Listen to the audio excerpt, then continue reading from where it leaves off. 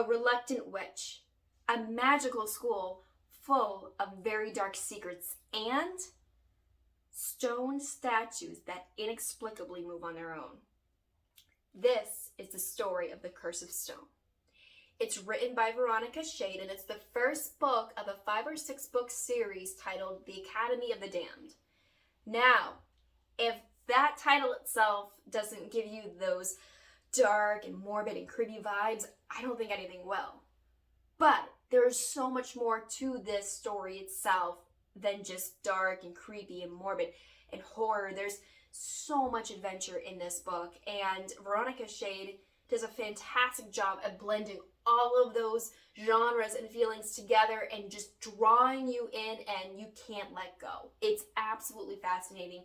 We follow the main character, Madison Whittaker, who is a reluctant witch and has gone through a ton of trauma, and trauma that she feels she's responsible for. She is very alone in her life because she doesn't know anybody else that can do magic. So she doesn't really have anybody to go to until she goes to a specific magical school.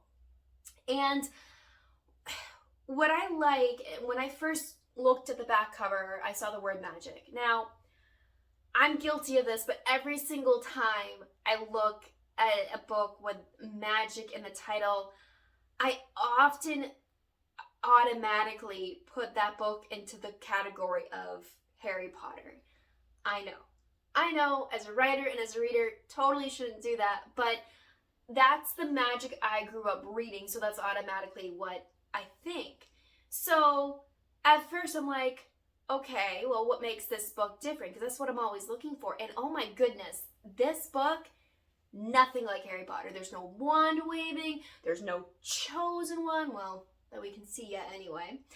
And it's not, it's absolutely totally different. The only thing related is they're both magical books.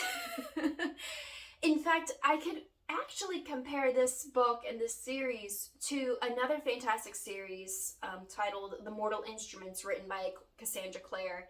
And if you have not read that series, I strongly recommend it. It's another very good magically based series, but in that situation you're dealing with a little bit different magic and different circumstances, but they still have the same vibe, so I strongly recommend that. And this book got me so hooked. I had to look up, I was on the last chapter and I'm like, I gotta look up the next book. I gotta get that next book. And I found out that it was Kindle.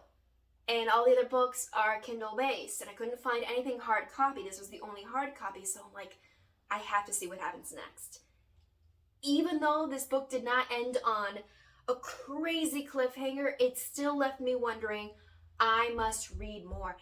I actually went out and bought a Kindle.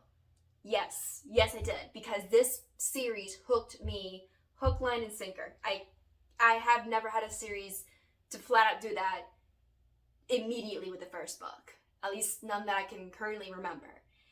And I strongly recommend this goes to the very top of your summer to be read pile.